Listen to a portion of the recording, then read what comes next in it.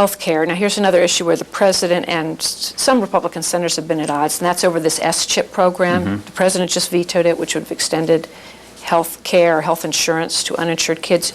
You pushed, and we're very proud of, a program, Our Kids, in Arkansas that extended health insurance to 70,000 kids. If you'd been president today, would you have vetoed that bill? I think the president let that thing get way out of hand, and it became a political issue. And a lot of Americans thought that the veto was that he was against coverage for kids. He was proposing additional coverage under SCHIP. What he didn't propose was the expansion that would take it to that even couples making $80,000 a year would be moved from private insurance that they already had to government insurance.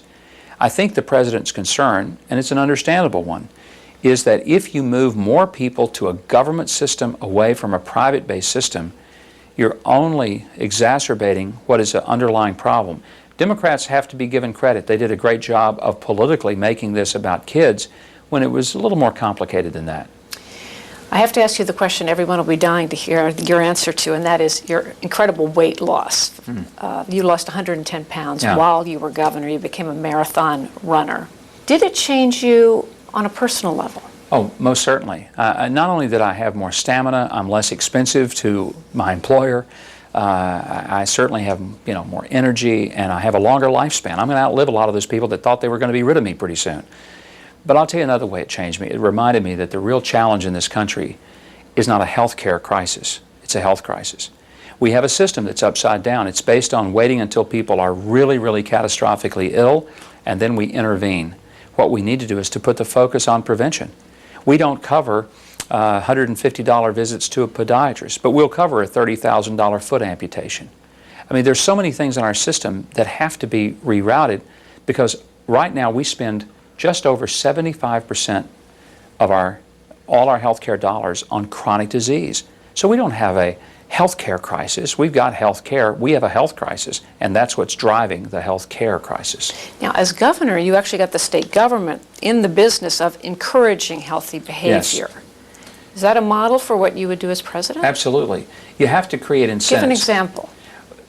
Ending the copays and deductibles for mammography, colonoscopy, and prostate cancer exams. You want the screenings. You want people to get screened, early detection, early treatment.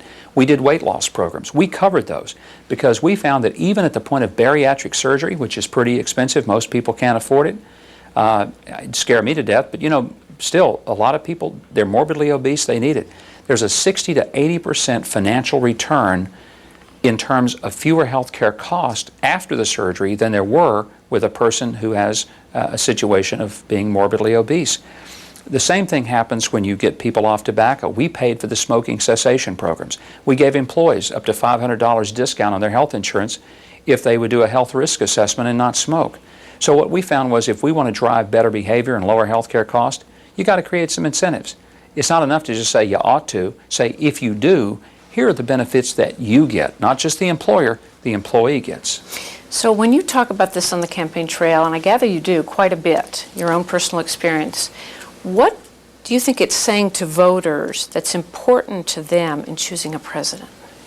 That I'm trying to find different ways of solving this problem other than just raising taxes and spending money, and that I've been there myself. I'm not asking them to do something I haven't done. I think the first quality of a leader is leaders never ask of others what they're unwilling to do themselves. I had to make a complete lifestyle change. And frankly, if this southern fried boy who ate everything in the world, battered, fried, and gravied before he ate it, if I can make a change in my lifestyle, I think it's proof positive that it's possible. And if we don't do it, we don't just lose the economics of this nation, and we do. It'll bankrupt us. But we're now seeing the first generation of young Americans who are being born who are expected to live a shorter lifespan than their parents and grandparents, largely because of obesity and all the resultant health problems from it.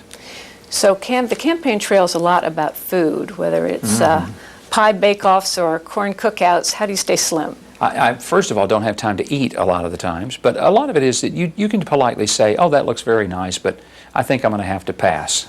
And I guess they understand. Mike Huckabee, thank you so much. Thank you, Margaret.